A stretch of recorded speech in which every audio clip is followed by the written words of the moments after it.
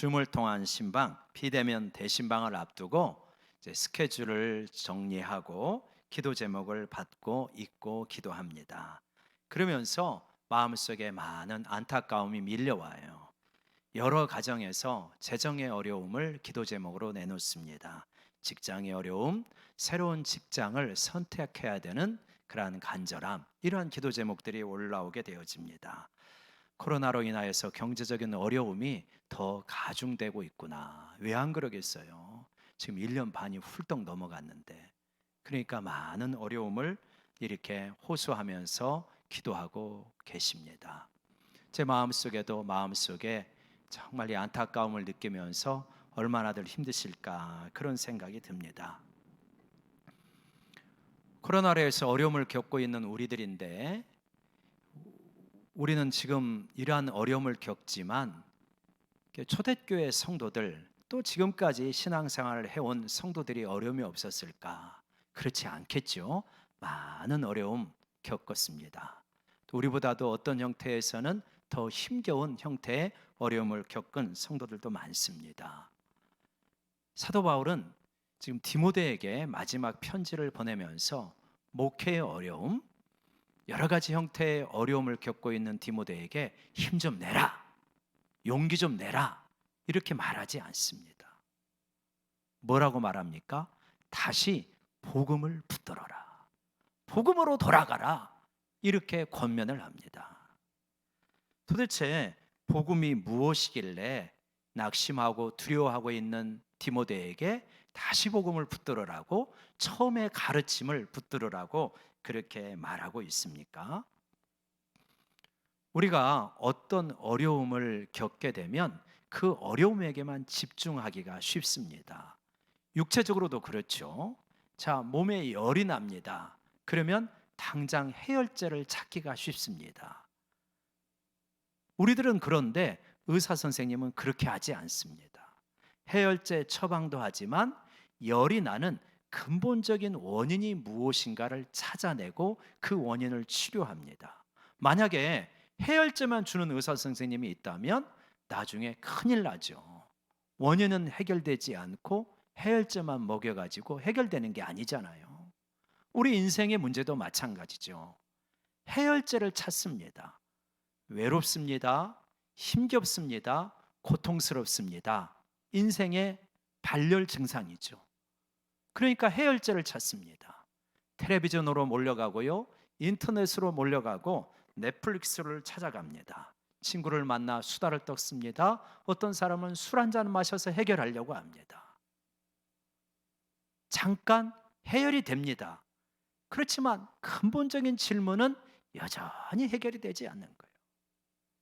내가 어디서 왔고 무엇을 위해 살아가고 내가 죽을 때는 어떻게 죽고 죽은 다음에는 어떤 세계가 기다리고 있는지, 이러한 본질적인 질문에 대해서 해답이 없으면 해열만 하고 끝나는 거예요. 언젠가 우리 앞에 죽음의 커튼이 내려오게 될 것입니다. 누구나 예외 없이 내려오죠. 그때 이러한 본질적인 질문에 대한 해답이 없는 사람은 굉장히 두려워할 수밖에 없죠. 그런데도 이 세상을 살아가면서 당장의 즐거움만 찾습니다. 세상이 살아가는 사람들의 모습을 보면 예수님이 말씀하신 장면이 떠올라요. 노아의 홍수전에 이 세상 사람들은 먹고 마시고 시집가고 장가가고 이 네 박자 속에 살아갔다는 거예요. 인생은 네 박자예요. 먹고 마시고 시집가고 장가가고 전부 여기에 몰두합니다.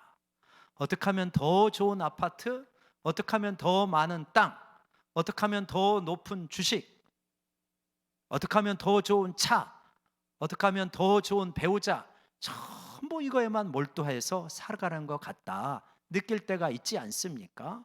근데 그렇게만 되면은 다 되는 것입니까? 아니라는 거예요. 인생에는 여전히 쓸쓸함이 있고 공허함이 있고 또 인생의 발열 증상, 여러 가지 어려움들을 경험하게 되어 있습니다. 성경은 인생에 대해서 이렇게 너희 증상에 대해서도 말하지만 근본 원인에 대해서 해답을 줍니다. 어떤 사람이 외로워서 쓸쓸해서 교회를 나오면 실망하기 쉽습니다. 나는 교회 오면 정말 많은 사랑을 받을 줄 알았다. 근데 처음에는 사랑하는 것 같은데 별로 그렇게 사랑이 많지 않거든요, 생각보다. 그러니까 교회 가도 별거 없더라, 이렇게 말하는 사람들이 간혹 있습니다. 교회는 사랑도 제공하지만 외로운 사람이 충분히 만족할 만큼 사랑 주지 못합니다. 교회가 제시하는 건 뭐냐? 복음이에요. 복음입니다. 하나님의 사랑이 녹아들어가 있는 복음을 받아들이라는 거예요. 그래서 이 복음을 진정으로 온전히 받아들이면 이 세상 그 어디에서도 줄 수 없는 정말 인생의 유일한 해답을 얻게 되는 줄로 믿습니다.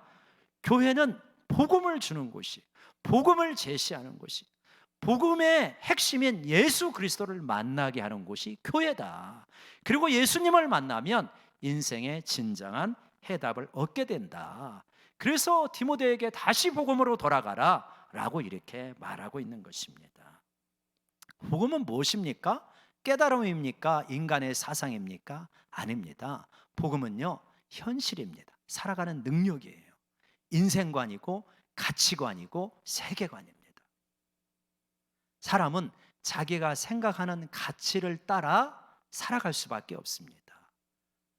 돈의 가치를 두는 사람은 돈을 따라 선택을 합니다. 쾌락의 가치를 두는 사람은 쾌락에 있는 곳을 가게 되어 있습니다.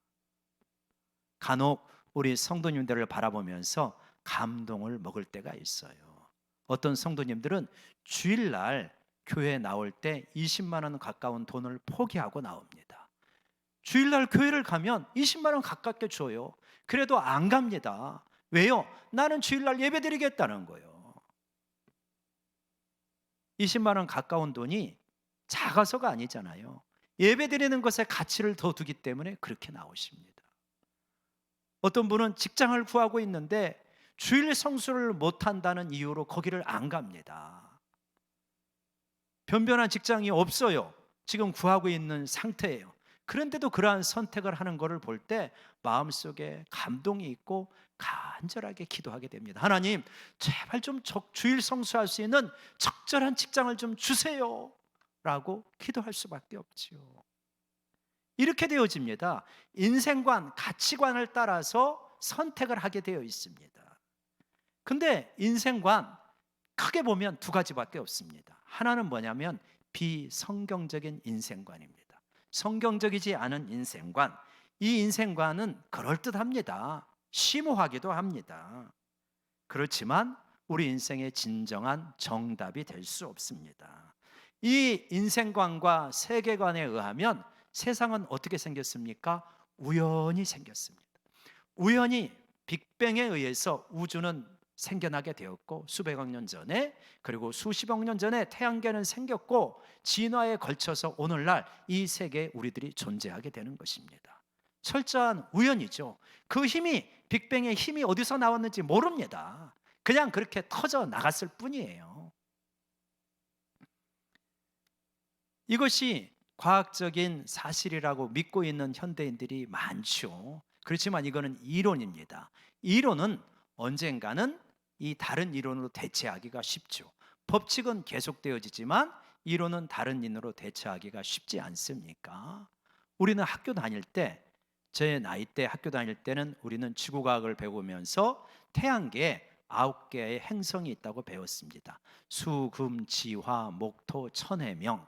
근데 어느 날 슬그머니 명이 없어져 버렸어요. 그래서 찾아보니까 2006년도에 국제천문연맹에서 명왕성을 행성에서 빼었습니다. 외소 행성으로 분류했어요. 작은 행성, 그런 류의 작은 행성은 여러 개가 있기 때문에 이 행성을 빼버렸습니다. 억울했습니다. 만약에 어떤 사람이 야, 내가 그때 명왕성 안 썼다고 그 문제 틀렸다고 해가지고 선생님한테 야단 맞고 등급 떨어졌는데 이제 가서 항의하고 지금 봐라 이렇게 발견됐지 않았느냐 이렇게 말하면, 그러면 뭐 그렇게 말하면 무슨 소용이 있겠어요. 이론은 이렇게 바뀌는 것입니다. 그런데 성경은 바뀌지 않았어요. 성경이 쓰여진 일에 아이고 이거 잘못됐네 성경 바꿔 쓰자 이런 적이 없습니다. 주님 오실 때까지 성경은 그대로 있을 겁니다. 왜냐하면 성경은 이론이 아니라 하나님의 말씀이고 하나님이 우리에게 주신 복음이기 때문에 바뀌지 않는 거죠. 우주는 많은 현대인들이 믿는 것처럼 우연히 생긴 것일까? 근데 우주를 곰곰이 바라보면, 공부해 보면 그렇지 않겠다 하는 생각이 더 많이 들 수밖에 없어요. 우리 지식이 짧아서 그렇지 조금만 눈을 열고 바라보면 우주가 얼마나 오묘하고 얼마나 아름답고 기가 막힌지, 정말 이거는 우연히 생긴 것이 아니라 하나님이 만드셨구나, 그렇게 감탄할 수밖에 없는 장면들이 여러 가지가 있죠. 지금 우리가 지금 발을 딛고 있는 이 지구라고 하는 것도, 여러분 하루에 한 바퀴씩 돌잖아요. 지구의 자전 속도가 얼마나 되어집니까? 비행기 속도보다 빠릅니다. 비행기 타고 갈 때 비행기 속도 1000 내외를 왔다 갔다 하지만 지구의 자전 속도는 시속 1600km 정도 됩니다. 그러니까 비행기 속도보다 훨씬 빨라요. 근데 우리가 아무런 어지러움을 느끼지 않습니다. 공전 속도는 엄청나게 빠릅니다. 1년에 한 바퀴씩 태양을 돌지 않습니까? 이 공전 속도는 어느 정도 되냐면 M16 총알 있잖아요. 총알의 30배 정도 됩니다. 초당 30km를 날아갑니다. 1초 눈 깜빡할 사이에 지금도 30km를 이동하고 있는 거예요. 이게 지구의 공전 속도입니다. 그런데도 하나도 그 속도를 느끼지 못하고 편안하게 살아갈 수 있도록 세팅이 되어 있죠. 이게 우연이다. 이 세상은 얼마나 아름다운지 모릅니다. 세상 속에는 많은 신비한 아름다운 법칙들이 있죠. 기가 막힙니다. 피보나치의 수열이라고 하는 것을 한 수학자가 11세기인가요? 그렇게 발견을 했습니다. 이렇게 되어 있죠. 0, 1, 1과 1을 더하면 1이 되어지고 1, 2를 더하면 2가 되어지고 1, 2를 더하면 3이 되어지고 그 다음에 2, 3을 더해지면 5가 되어지고 이런 식으로 나가는 게 피보나치의 수열입니다. 근데 이 수열이 세계의 여러 곳곳에서 발견이 되어지는 거예요. 그래서 꽃잎을 보면 저렇게 하나, 그 다음에 둘, 셋, 다섯, 여덟, 열셋, 21 이런 식으로 발견되어집니다. 90% 이상이 저렇습니다. 어떻게 저럴까요? 왜 꽃잎의 수는 저렇게 되어 있을까요? 1, 2, 3, 4, 5, 6, 7, 8 혹은 무작위로 되어 있지 않고 저 수열을 따라서 저렇게 되어질까요? 하나님은 놀라운 수학자이시구나, 과학자이고 수학자이시구나, 이런 걸 느끼게 되죠. 한번 여러분이 가서 피보나치 수열을 쳐보시면 달팽이 관의 모양과 나선형의 모양이 또 저렇게 되어 있고 심지어는 주식시장의 그래프도 저거를 따른다는 걸 나오게 되어집니다. 왜 그런지 몰라요. 하나님은 놀라운 수학자세요. 피보나치의 수열을 따라서 우리 두 번째 PPT 보여줄까요? 여러분 한번 가장 보기 좋은 사각형을 한번 골라보시기 바랍니다. 좋은 분은 없지만 그래도 한번 우리 재미로 한번 해봅시다. 내가 볼 때 가장 보기 좋은 사각형을 골라보시죠. 1번이라고 생각하시는 분, 한 분도 안 계시네요. 2번이라고 생각하시는 분, 몇 분 계십니다. 3번 없으시죠? 4번, 5번. 2부 예배 드리는 분이 1부 예배 드리는 보다 좀 더 인간적이십니다. 1부 예배는 2번이 굉장히 많았어요. 근데 전 세계인들에게 조사해 봤더니 30% 이상이 4번을 따져요. 4번을 꼽아요. 근데 3번이 편한 분이라고 아름답다고 생각하는 분도 있겠죠. 그건 뭐 다양할 수 있으니. 근데 30% 이상이. 근데 이게 뭐냐면 피보나치의 수열을 따른 것입니다. A4 용지의 비율이에요. A4 용지가 편하게 느껴집니다. 왜요? 이 비율을 따지거든요. 13대 21입니다. 그리고 이걸 비율로 따지면 1대 1.618입니다. 미인들의 비율은 피보나치의 배열을 따라서 1대 1.618입니다. 한번 집에 가서 재보십시오. 이거 1.618 한번 나눠보셔가지고 1대 6이 맞네. 미인형인 거예요. 왜 이렇게 만드셨을까요? 이게 우연이 된 걸까요? 근데 이 우연이 많은 부분에 너무 겹치는 거예요. 하나님은 놀라운 지혜를 가지고 계신 분이고 아름다운 이러한 미적 감각을 가지고 계신 분이고 우리에게 주신 분이다. 이런 우리가 우주를 조금 연구하고 바라본다면 세계가 참 오묘하구나 라고 생각할 수밖에 없는데, 이거 우연히 만들어졌다라고 하면 이런 거를 설명하기가 어렵죠. 근데 또 하나의 인문학적인 문제가 생깁니다. 우연히 만들어졌다고 한다면 인생의 목적에 대해서 설명할 길이 없어요. 하나님이 없는 세상은 우연, 운명, 운에 따른 것입니다. 그러니까 내가 힘겨운 인생을 살아간다면 운이 없어서 그런 거예요. 재수가 없어서 그런 겁니다. 그래서 이 세상은 너무나 고통이 많고 기쁨은 적기 때문에 인생의 목적을 발견하지 못한 사람은 냉소주의에 빠지기 쉬워요. 유명한 진화론자이자 사상가인 헉슬리는 뭐라고 그랬냐면, 인생의 어떤 목표나 목적이나 의도는 털끝만큼도 없다. 모든 것은 우연이다. 이러한 모든 것이 우연이라고 생각한 사람이 이 세상에 고통이 많다면 어떻게 그걸 이겨낼 수 있겠습니까? 냉정하게 객관적으로 따지면 객관적보다는 이 어떤 행복보다는 불행이 훨씬 많은데, 즐거움보다는 고통이 훨씬 많은데, 쇼펜하우어라고 하는 철학자가 그렇게 말을 했어요. 인생엔 고통이 훨씬 많다. 이 짐승의 세계를 봐라. 먹는 즐거움과 먹히는 고통이 어떤 것이 더 크겠는가? 먹히는 고통이 훨씬 큰 거죠. 이 세상을 비성경적인 세계관으로 바라본다면 냉소주의에 빠지고 허무에 빠지고 논리적으로 한없이 치닫는다면 자살에 이르는 것도 이상한 일이 아니다. 그게 비성경적인 세계관의 결말이에요. 근데 우리가 믿고 있는 성경적 세계관은 다릅니다. 성경적 세계관은 우리가 어디서 왔고 어떤 목적으로 살아야 되고 죽음 후에는 어떤 것이 올 것이고 이 세상의 끝은 어떻게 될 것인가를 너무나 선명하게 선포합니다. 영원 전부터 영원 후까지를 분명하게 큰 그림으로 우리에게 제시해요. 복음이란 뭐냐면, 인생관이란 뭐냐면 큰 그림입니다. 나무를 보는 게 아니라 숲을 바라보는 거예요. 인류의 역사가 어떻게 진행될 것인가, 그 속에서 보라는 거예요. 복음은 인류의 역사는 이렇게 시작해서 이렇게 진행되고 이렇게 끝난다. 이게 복음의 세계잖아요. 역사관입니다. 그걸로 너의 인생을 바라보라, 이렇게 말하는 거죠. 그래서 이 성경적 세계관을 가지고 있는 사람들은 어떻게 되어지느냐, 정말 여러분 한번 생각해 보시기 바랍니다. 믿음이 좋은 분을 한번 생각해 보시기 바랍니다.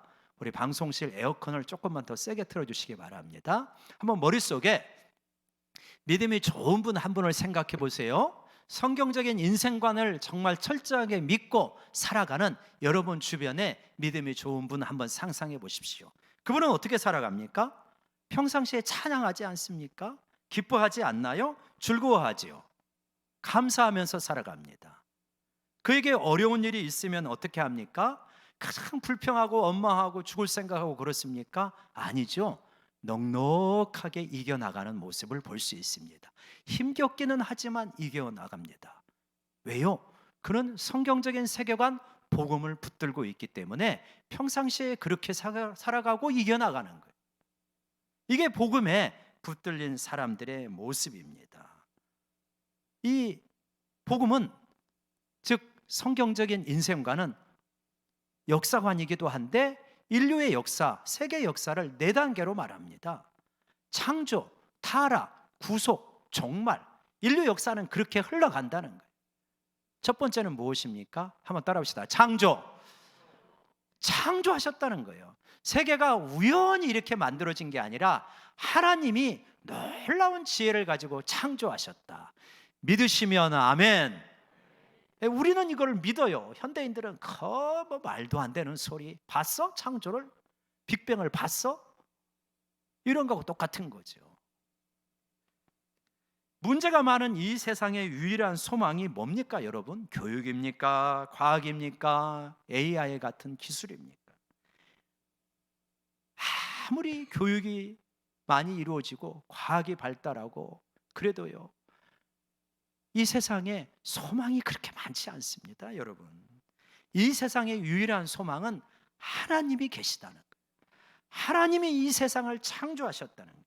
그분은 영광스러운 분이시고 영원부터 영원까지 계신 분이고 전능하시고 완전하신 분이고 우리를 향하여서 사랑이 무한하신 분이 바로 하나님이시다. 그게 우리 인류의 유일한 소망이고 해결책입니다. 이 하나님이 계획을 가지고 우주를 만드셨어요. 우리 디모데후서 1장 9절에 그렇게 말하잖아요. 중간쯤에 오직 자기의 뜻과, 하나님은 뜻을 가지고 계세요. 계획을 가지고 우주를 만드셨고 우리를 이끌어 가고 계시는 거예요. 하나님이 계획을 가지고 우주를 만드셨어요.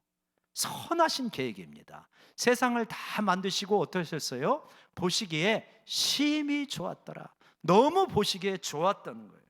동물, 식물, 태양계, 우주, 그리고 인간을 만들고 네가 이 지구를 나를 대신하여서 다스려라 하시면서 너무 기뻐하셨어요.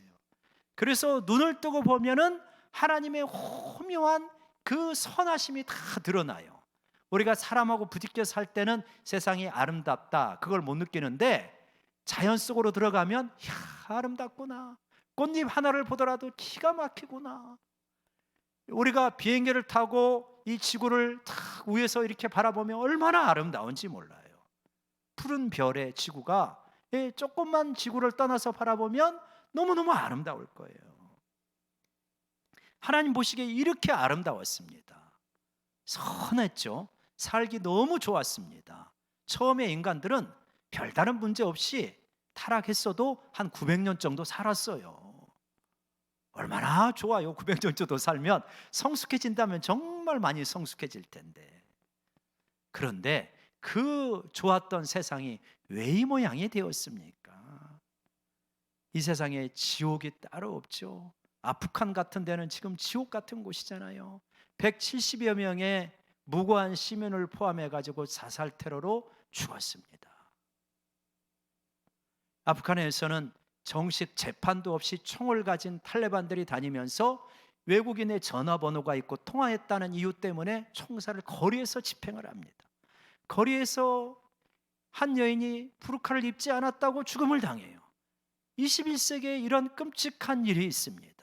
그걸 보면서 얼마나들 마음이 아파요. 여러분, 이번 주에 딸을 가진 엄마들은 또 가슴 철렁이는 뉴스가 또 엄마들의 마음을 힘겹게 만들었어요. 우리 PPT 보여주시면 남자친구에게 폭행당하 사망한 딸의 엄마입니다. 그래서 딸의 사진, 딸의 실명 방송사에 직접 제공을 합니다. 이미 청원 인원은 30만 명을 넘어섰더라고요. 저 부모님이 어떻게 살아갈까 생각을 하면 같은 부모의 입장에서 너무 기가 막힌 거예요. 딸 하나밖에 없는 가정인데 얼마나 이 세상이 살아가기가 힘겨운 세상인지 모릅니다. 우리는 다음 대통령이 좋은 대통령이 뽑히기를 원합니다. 그래서 좀 더 공의롭고 좋은 세상을 만들어가기를 원하지만 정말 우리 모두가 행복할 수 있는 세상이 될까요? 아니요, 안 됩니다. 저는 대학 다닐 때 민주화를 갈망하면서 민주화가 되어지고 언론의 자유가 생기면 우리들이 살기 좋은 세상이 될 거라고 순진하게 생각을 했습니다. 민주화 이루어졌죠. 언론 자유 세계에서도 보기 드물게 많이 주어지죠. 지나칠 정도로. 결과적으로 우리 자녀들은 저희들보다 더 힘겨운 세상을 사는 것 같아요. 후진국에서는 범죄가 주먹의 형태로 이루어지지만 선진국 가보니까 뭡니까? 마약으로 많은 범죄가 이루어지죠. 타락한 세상에 교육이라든가 개혁이라든가 이런 것들도 민주화라든가 언론 자유라든가 인권이라든가 이런 것도 우리가 많이 애쓰면서 더 좋은 세상을 만들어 가기는 해야 되겠지만 거기에 진정한 소망은 없다. 천국은 이 땅에서 이루어지는 것이 아니다. 왜냐? 타락했기 때문이라고 성경은 명확하게 선언합니다. 왜 타락했대요? 왜 이렇게 타락해서 고통스러운 겁니까? 하나님께서 아주 인격적인 존재를 두 종류를 만들었는데 하나는 천사고 사람입니다. 천사를 놀라운 영광스러운 존재로 만들었는데 천사의 우두머리가 하나님을 바라보면서 나도 저 존재처럼 영광스러운 존재가 되고 싶다. 그래서 반역한 거 아닙니까? 하나님을 거역한 거예요. 그래가지고 천사장의 자리에서 타락하게 된 거죠. 그래서 오늘날 마귀로 활약하고 있습니다. 이 마귀가 자기만 망가지는 게 아니라 마귀가 아담을 속삭입니다. 하와를 꼬드깁니다. 완벽하게 만들어준 존재이지만 천사를 이길 재주는 없습니다. 그래서 그 유혹이 너무 달콤하게 들리기 때문에 선악과 나무를 따먹어 버립니다. 나도 하나님처럼 되고 싶다. 보세요. 마귀도 그렇고 사람도 그렇고 다 뭡니까? 하나님처럼 되고 싶다. 나도 저렇게 저 영광을 다 내가 누리고 내 마음대로 행하며 살고 싶다. 이게 타락의 원인이었고 동기였죠. 그래서 하나님 앞에 반역을 한 겁니다. 하나님을 의존하고 순종하면서 살아야 될 존재가 하나님 앞에 반역하고 나온 게 타락이지 않습니까? 그때부터 이제 하나님 없이 내 마음대로 하면서 세상을 살겠다라고 하고 나왔는데 어렵습니다. 마치 비유하자면 기계에 대한 책 한두 권 읽고 커다란 공장에 들어가서 이 기계 공장을 돌리는 거하고 똑같습니다. 버거운 거예요. 우주를 감당해낼 수가 없는 거예요. 우주를 감당하기는커녕 내 가족도 감당 못하는 게 인생입니다. 그래서 이렇게 끔찍한 세상이 돼버린 거죠. 하나님에 대해서 반역하고 등을 지고 내 마음대로 내 힘으로 내 능력으로 살아가겠다. 그랬더니 이러한 악의 다툼 같은 세상이 돼버리고 말았다. 이게 성경이 말하는 고통의 원인입니다. 이게 타락한 세상에서 살고 있는 거죠. 그러할 때 하나님께서는 어떻게 하셨습니까? 해답을 우리가 가질 수 있습니까? 우리는 이렇게 살아야 된다. 인류가 많은 애를 써왔지만 해답이 나오지 않습니다. 해답은 어디에서 나오냐? 하나님으로부터만 나올 수밖에 없다. 반역한 인간이고 타락한 인간이 이 세상을 오염시키고 있지만 여전히 이 세계는 창조하신 하나님의 것이죠. 그래서 포기하지 않으십니다. 하나님께서 그 가운데 뭡니까? 구원의 역사를 이루어 가시는 거죠. 아브라함부터 시작해가지고 예수 그리스도 독생자를 보내셔서 구원의 역사를 이루어 가십니다. 지금도 하나님께서는 이 구원의 역사를 이루어 가시고 하나님 나라 백성들을 만들어 가고 계시는 줄로 믿습니다. 그래서 하나님을 아버지로 알고 하나님 앞에 기꺼이 통치를 받으면서 하나님 나라 백성으로 살겠습니다. 이게 구원의 역사잖아요. 하나님 나라의 역사잖아요. 예수님의 오심으로 이 하나님 나라가 이 땅에 임하였습니다. 구원이 실제가 되어진 거죠. 그거를 이끌고 가고 계시는 거죠. 여러분, 이번 주에 힘겨워하고 있는 우리에게 좋은 소식이 들렸습니다. 그거는 뭐냐면 우리 한국 정부가 미러클이라고 하는 작전을 성공리에 수행했다라고 하는 것입니다. 작전명 미러클, 아프간의 기적. 죽음의 위협에 놓여 있던 한국 정부를 도왔던 아프간 사람 390명을 온전히 구출하였습니다. 이 가운데 절반이 10세 이하라 그러죠. 이들은 한국 정부를 도왔다는 이유로, 그것도 다 인도적인 차원이잖아요. 병원이라든가 IT라든가 뭐 이런 계통, 이런 이유로 언제 들키기만 하면 거리에서 총살을 당할지 모르는 그러한 사람들이었습니다.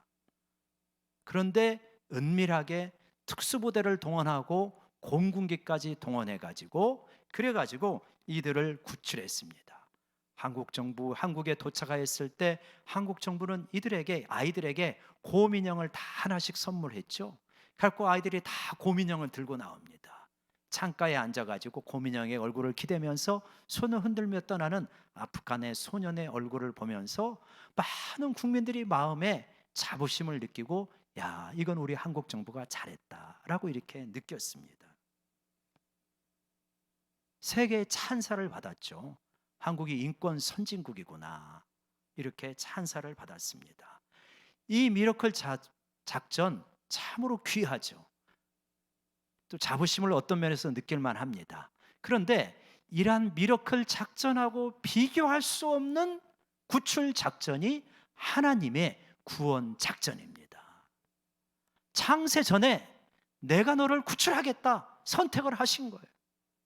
삼위일체 하나님이 이들을 구원하자 하나님께서 작정하시고 예수님께서 내가 가서 저의 죄짐을 지고 십자가에 죽겠습니다.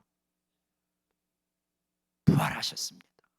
성령님께서 한 사람 한 사람에게 이 십자가의 도리가 믿어지게 역사하신 거예요. 물과 성령으로 거듭나게 하신 거예요. 언젠가 교회를 나왔더니 말씀이 들려지는데 내 말씀으로 들려지는 거예요.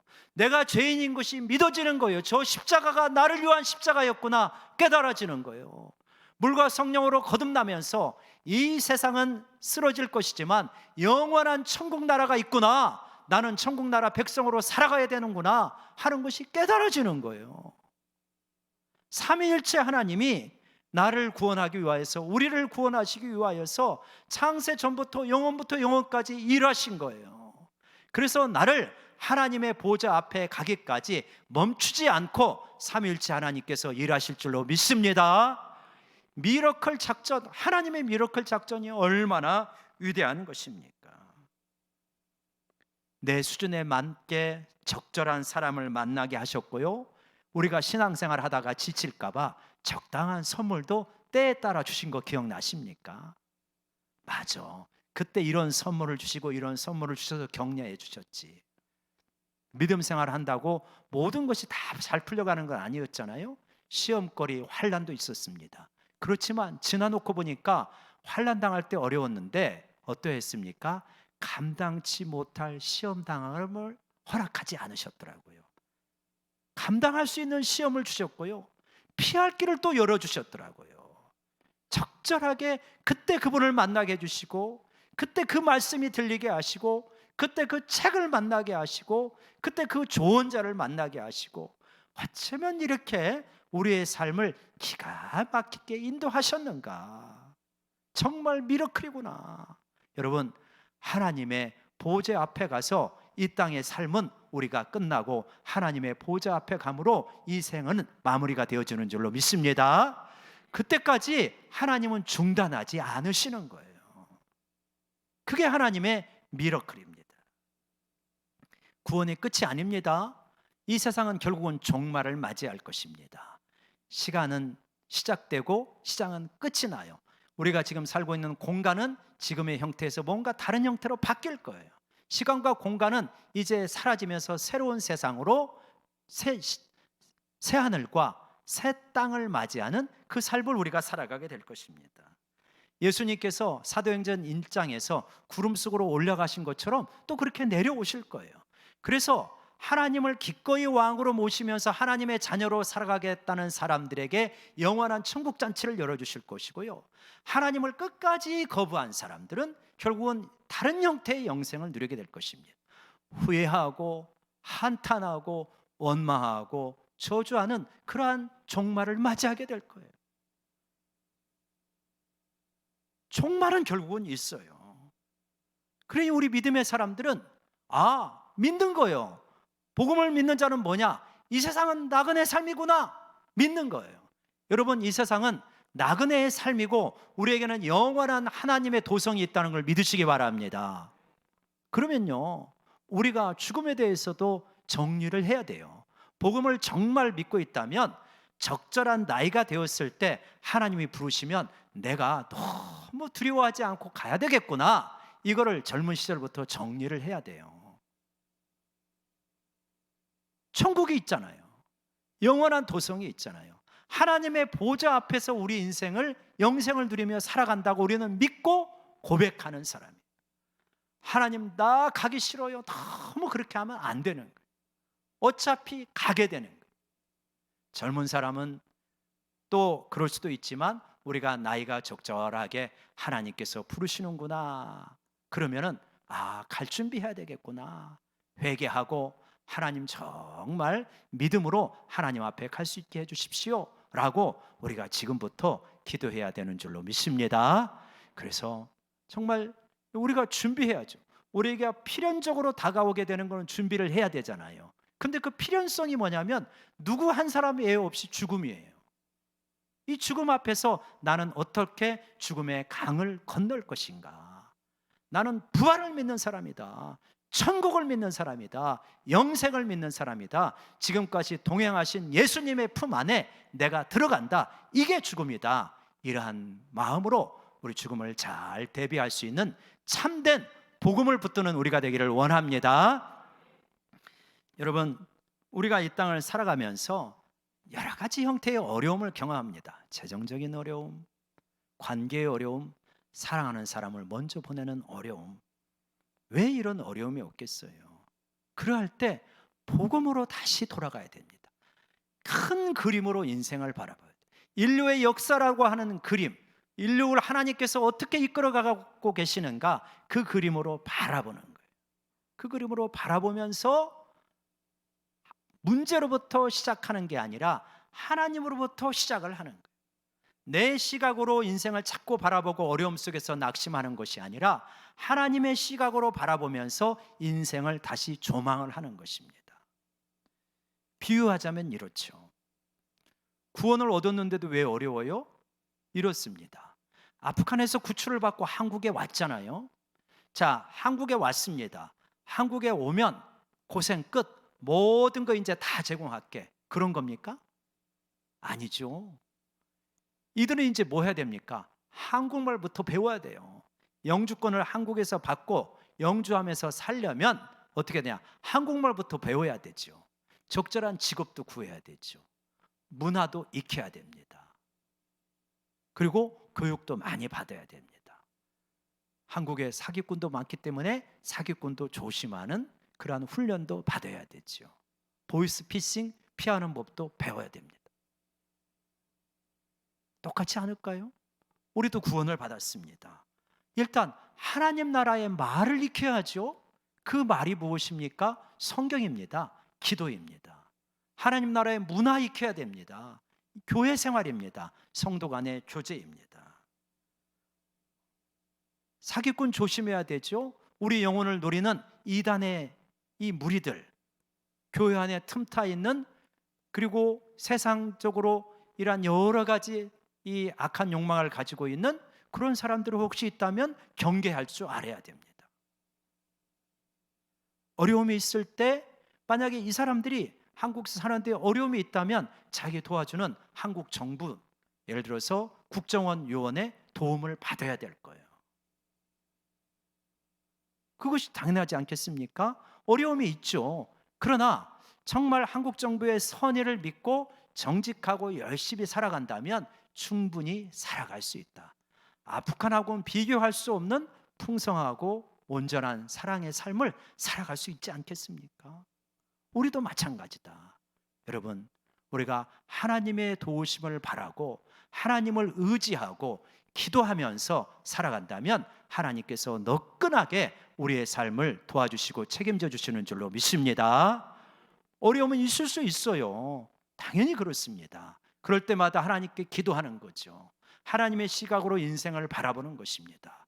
독생자를, 우리를 구원하시기 위하여서 독생자를 아끼지 않고 내어주신 이가 어찌 그 아들과 함께 모든 것을 우리에게 주시지 않겠느냐. 충분히 주시는 거예요. 우리의 기도는 하나님 도와주십시오, 이런 거죠. 그러면 천국 정부가 활동을 하시는 거예요. 천국 정부의 요원들이 활동을 하시는 겁니다. 비유적으로 생각해 봤어요.